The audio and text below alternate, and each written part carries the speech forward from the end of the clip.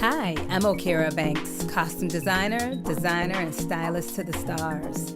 The fashion industry is more than who's wearing what. It's attitude, personality, and a lifestyle. It's a vibe. And in the Style Lounge, we get into it all. Your favorite guys and girls will sit on my couch and share their real stories as it pertains to their connection with fashion and how it shapes their work and life. And I want you to join us. Welcome to the Style Lounge. Get comfortable. Get comfortable. Hey. What you doing? I don't care, because guess what? It's time to listen to the Style Lounge. So get comfortable. Hi, I'm Okira Banks. Welcome to the Style Lounge. Get comfortable. Today I want to do something a little different. I want to see if you can guess who I have in the Style Lounge with me today. And I'll do that by running down a list of some of the artists he's worked with. That's already one hint. I'll give you another hint. He's a legend, responsible for some of my favorite music videos. Okay, here we go. Toni Braxton, Backstreet Boys, Outkast, Usher, Salt and Pepper, Celine Dion, TLC, Britney Spears, Enrique Iglesias, Mary J. Blige, and I'm looking at him now thinking, does this man ever age? Hopefully not. Bille Woodruff, what's your secret? And welcome to the Style Lounge. Thank you. Happy to be here. Thanks for having me. My secret, I just try to enjoy life, be happy. That's a good secret. Eat healthy. And hydrate. And moisturize. I'm vegan. So that's your moisturization. I don't even know if that's a word. A lot of coconut oil. Look, yes. Before we get any further into chatting, what are you wearing? I am wearing a fragrance by Alfred & Hoff. It's called Alfred & Hoff. So now that we know he smells good, he's going to tell us what he is wearing clothing-wise. I am wearing Balmain jeans and Gucci loafers and a vintage Pink Floyd concert t-shirt. Tour t-shirt? Yeah. Nice. Balmain jeans. Is that like a red acid wash type? Yeah. Yeah, those are dope. Real dope. So I just ran down only a few of the artists you've worked with.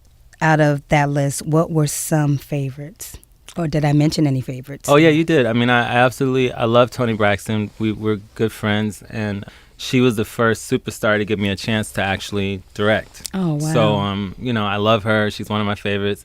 Another one of my favorites you didn't mention is Chico DeBarge. I loved working with him. He's like my brother. My good friend Joyce Washington, who's in the studio, produced our first video and many of our videos together. Shout out to Joyce.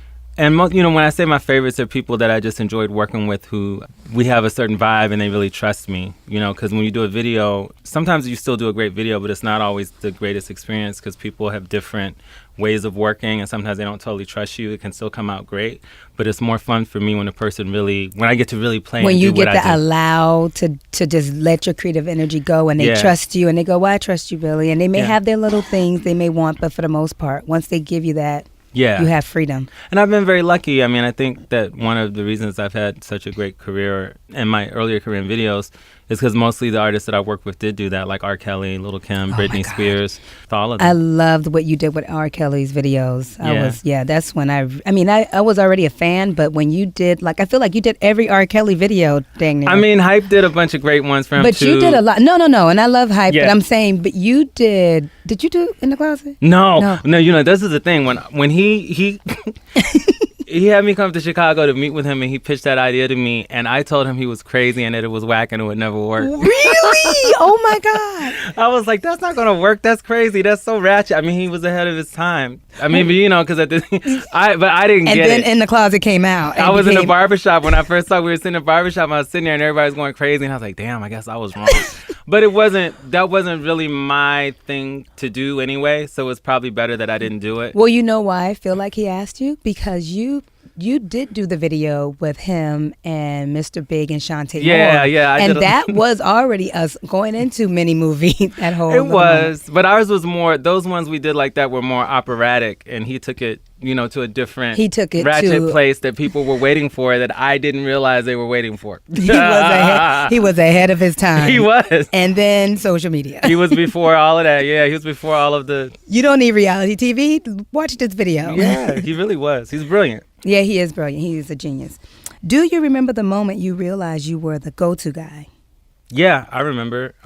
I did this video. I had done a lot of low-budget videos. I was working at BET for a long time, and I started directing music videos on the side, and they were low-budget, and I'd had some success, but I kind of hit a wall. And at a certain point, I took this job at LaFace Records, moved to Atlanta from D.C., to run their music video department for Ellie and Babyface. But I thought I was just going to convince them to make movies, because that's what I really wanted to do. And I was like, these guys got so much money, and I'll get to, I love music. I like working with other directors. So I was executive producing the videos and hiring other directors, to do it. Oh, I wasn't wow. trying to do videos anymore as a director. And I ended up having to redo this video for an artist named Tony Rich, the Tony Rich Project, because LA didn't like it, and it was like a holiday weekend, and we had to hit his deadline. And that video just took off. He won Best New Artist, and the video was at the Grammys, and the video was #1 everywhere. And all of a sudden, everybody was like, "Who's this Bille Woodruff guy?" And so I was reborn as a music video director. It was the first time I had a chance to work with a real budget, thanks to Wasn't that nice LA back Reid. then? Yeah, Those real budgets? Real budget. They went back. They reverted that whole thing. Those definitely videos. did. And The one look. yeah, We're going to do so- one look over here. We don't need to change. Yeah, all of that. So, it was that I remember that moment because everyone was calling. And then the next thing I did was the Tony Braxton "You're Making Me High," and then that, opened up a whole bunch of other doors. And That was so it such great a good times. video. Yeah, you did a lot of really great, not saying you didn't do other things, but R&B videos. Like Yeah, no, I R&B love music. R&B. I love R&B, and I love the fantasy and what you did and how you Yeah. made it beautiful. So I was a fan. I was like, oh, that's his building. Ooh, and then that was it. And then I kept going. I was like, I will not be that girl. That's when I had first moved to L.A. Oh, wow. Yeah, see? Oh, you mean Geneva Films? Geneva Films. Yeah, yeah, yeah. See? Named after my Over grandma. Culver City Yeah, in area. Culver City, yeah. Mm-hmm. There you go. I like something you just said about you saying you didn't want to do videos anymore and you really wanted to focus on films. Like you mentioned you hit a brick wall, but how Yeah, the I mean- transition happened with the process, because something happened, then you became the go-to guy, and then now you do more films Yeah. than anything. And I just want to clarify, I mean, I love doing music videos. I love Yeah. directing, so I love any form of it. So when I say I didn't want to really do the videos You was anymore. ready for the next thing. Well, what had happened was I was very young when I got into the business, and I started as an intern at BET and kind of worked my way up. And I met all of these wonderful people and artists, and I really thought they were all my friends. Because, so what happened was I was dealing with things where I realized, oh, y'all ain't really my friends. Here's the real talk.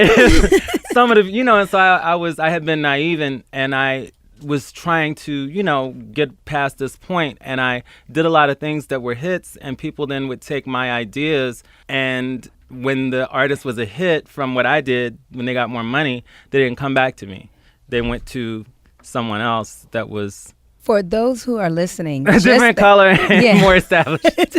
So anyway, so that kind of made me, I was pissed off with the music business. It can honestly. taint you. It can make Yeah. you a little angry and like, I don't know if I want to do this anymore and blah, blah, Well, I blah. was just kind of like, that's not for me. I want to do movies anyway. And that's kind of how I felt at the time. I loved directing videos, but it was that business part of it that I thought, But then, without me planning it, I ended up, getting another shot at that. And that ended up taking me to movies. And then I feel like you end up being taken care of the way that you were expected to be taken care of and receiving what you were supposed to receive is what I'm going to say. Kinda. And at that time. Yeah, you know? yeah. And just, look, no one owes anyone anything. No, it's just no, that when no. you take they It's literally just were the hard taking my work. ideas. Yeah. And I'm looking at Like- the TV going, whoa, wait a minute. That's my idea. No one owes me anything, but that's my idea. Well, because I was like, I did it for you when you had no money. Yeah, You what is know, that? and- That's a conversation that people still have. What do Of you course have? they What's a still pointer? do. What's a pointer that you have for some people who I mean- to deal with that? Because I feel like it's almost a process. I don't like the process, but I'm like, I feel like I've heard it from even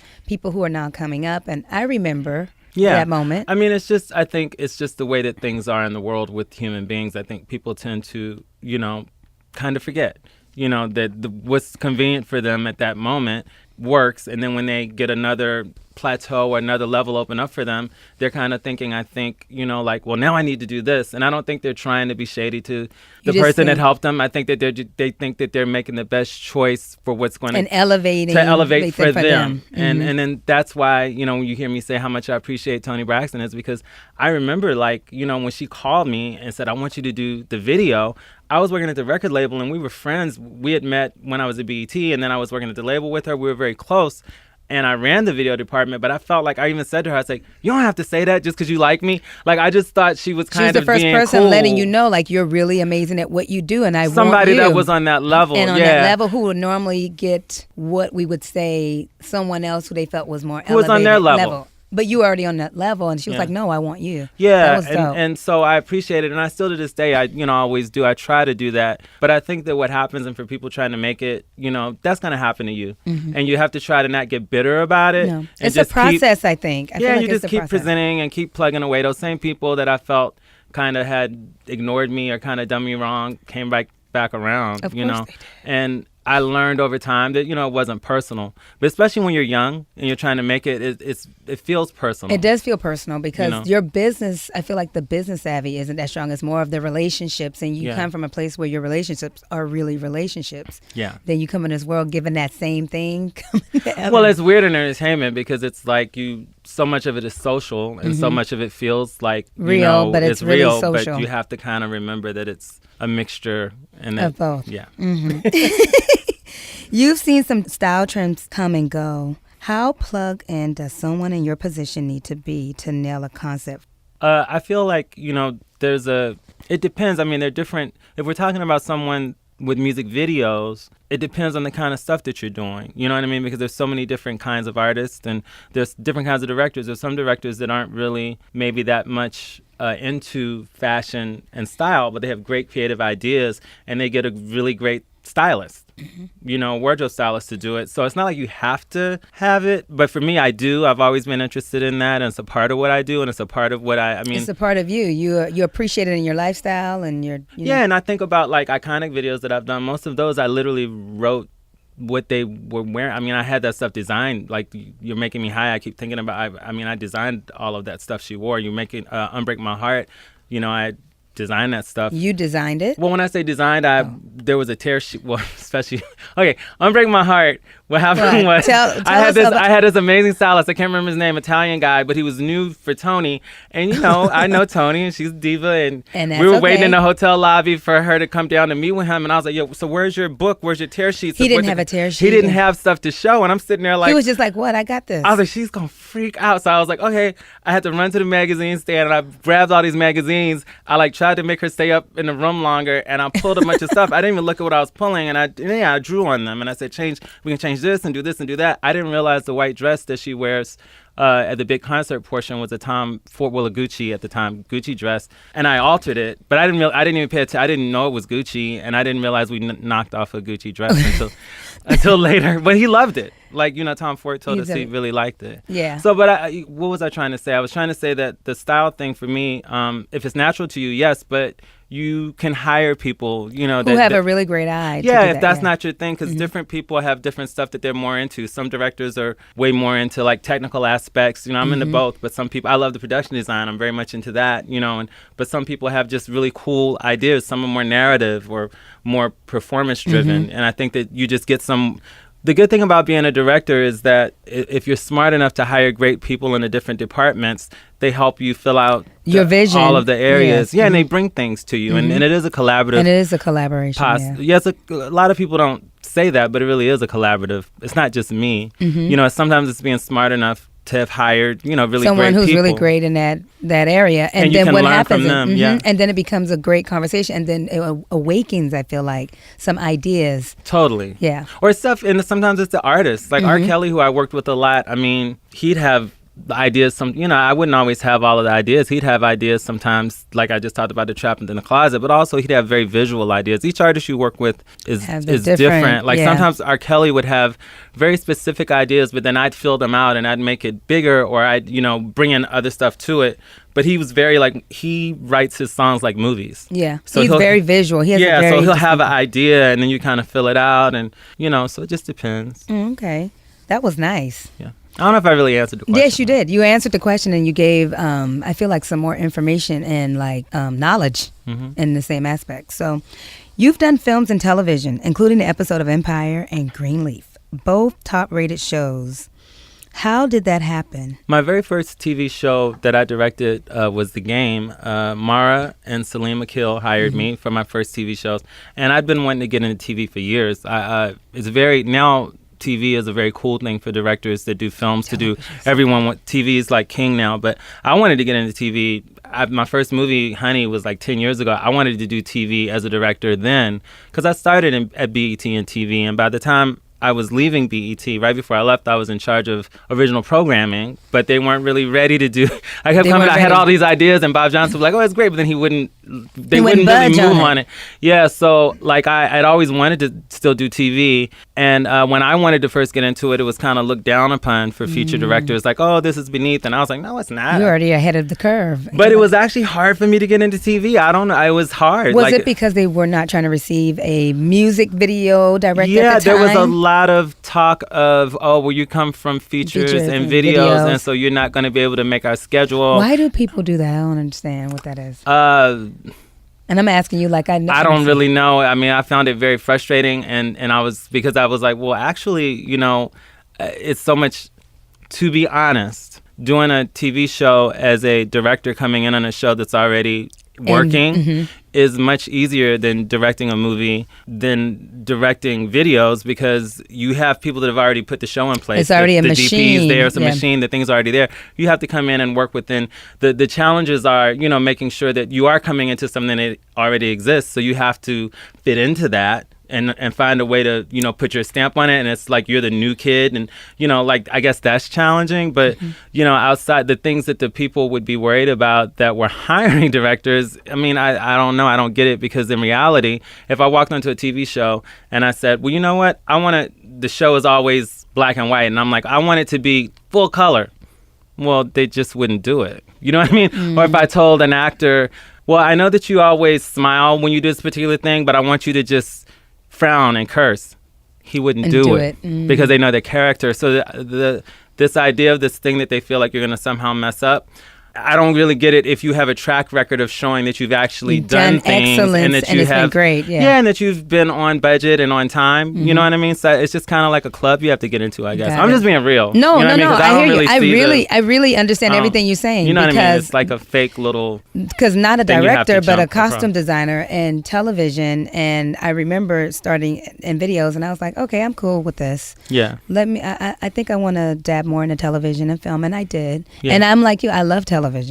No, but I also like, doing, dressing my clients for red carpets. But it's something about television that's really sweet, especially if it's already going machine. Yeah. And you coming in and you just kind of, again, putting your stamp on something. I got into television a lot earlier without making it about me too much. But I got into television through soaps. And then that kind of gauged me into doing more television at the time where everybody was doing video. So then when video took a turn, and you may know this stylist that I know, he came over to a show that I was designing in May, and he was like, we had a sidebar conversation. He was like, how do you get your shows? I was like, I've been doing TV for a long time in movies, and my clients, that's what they do. So I'm kind of already, I have a oil machine. I have production company that calls me already.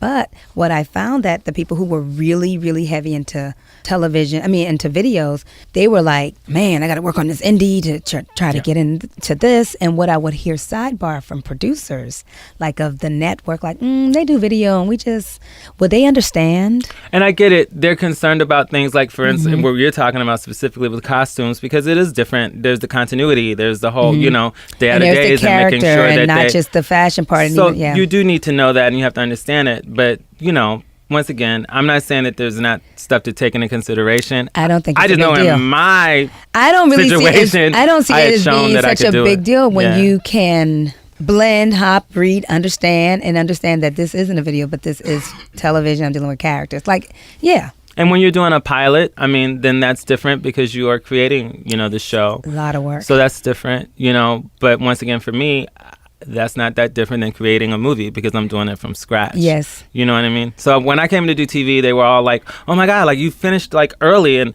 I'm like, "This is like what? This was supposed to be really like hard and dramatic, and it's so easy, and everyone's really happy." And it's true that happens usually when I go in and work on a TV show. But for me, I feel that it's because of having done so many music videos and having to deal with different kinds of all kinds of circumstances. Yes. Because in videos, it's the Wild Wild West. And so, I'm kind of like, I've had so many things thrown at me. You've had so many different scenarios and situations. You're like, this? I've had people arrested while I'm on set. I've had people shooting. I've had, the mama do this. Sounds like a book Bille Woodruff is going to come out with. Yeah, Behind the scenes in video world, the Wild Wild West.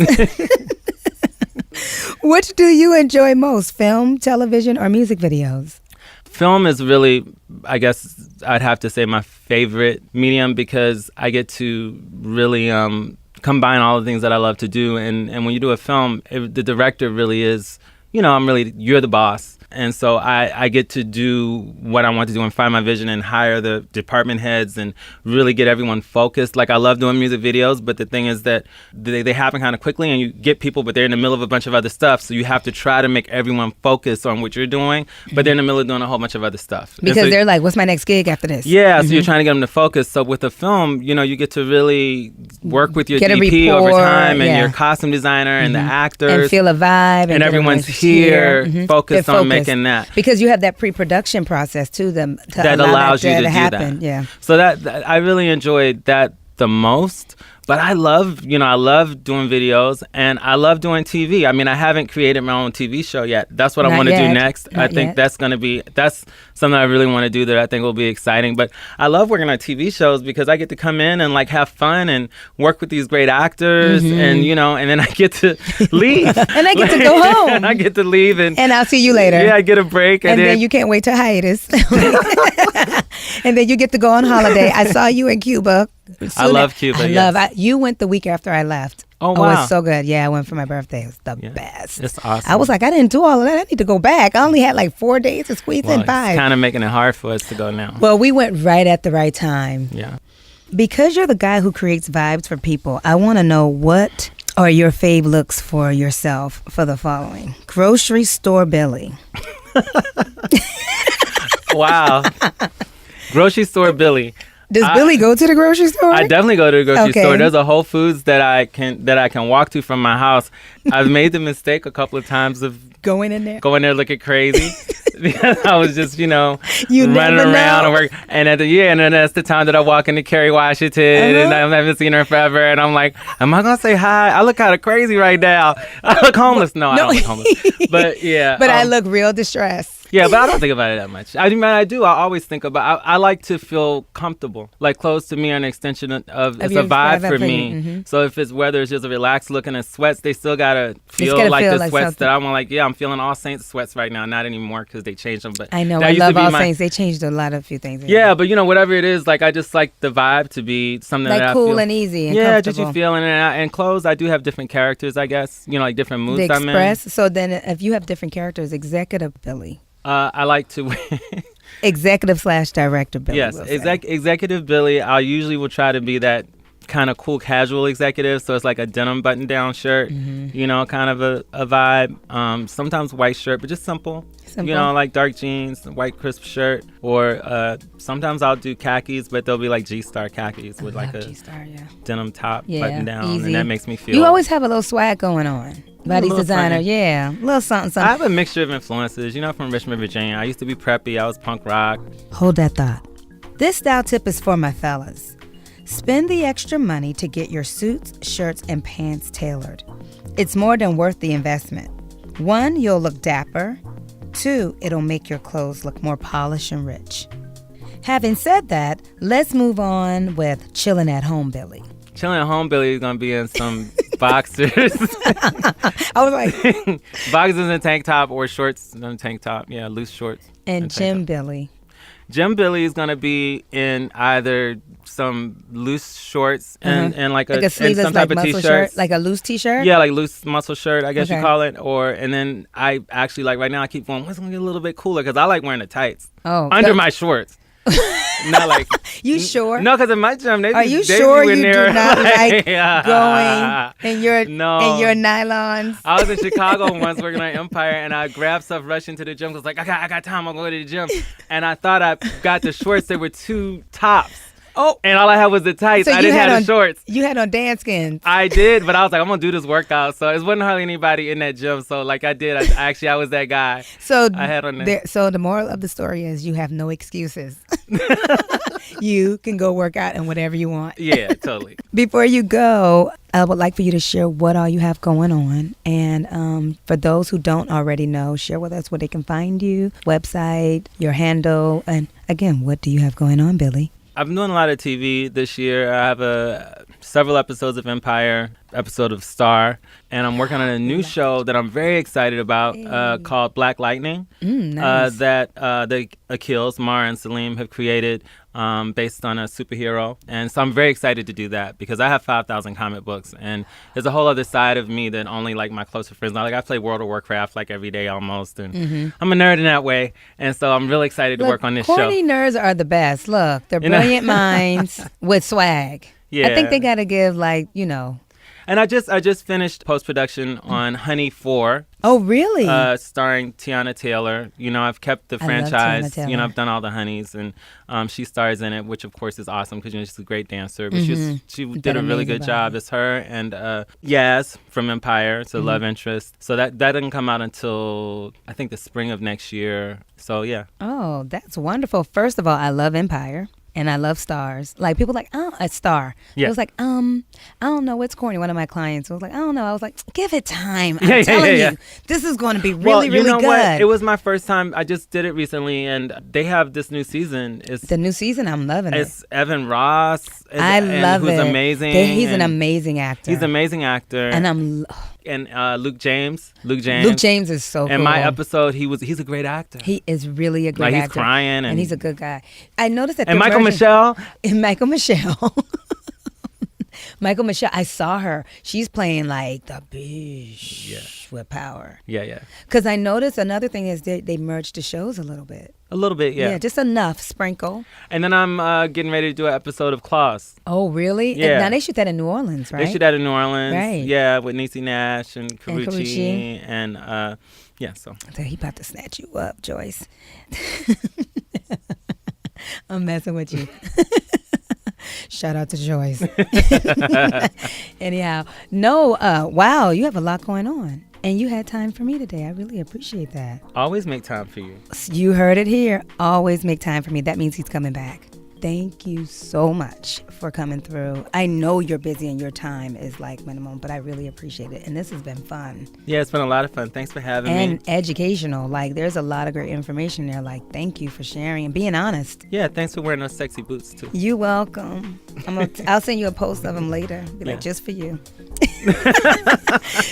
Welcome to the Style Lounge. Thank you for hanging out with us, guys.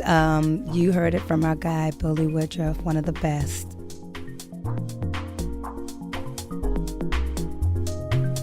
We made it easy for you to find us. Follow us on iTunes, SoundCloud, YouTube, Twitter, and Instagram at Style Lounge Podcast. Search for Style Lounge.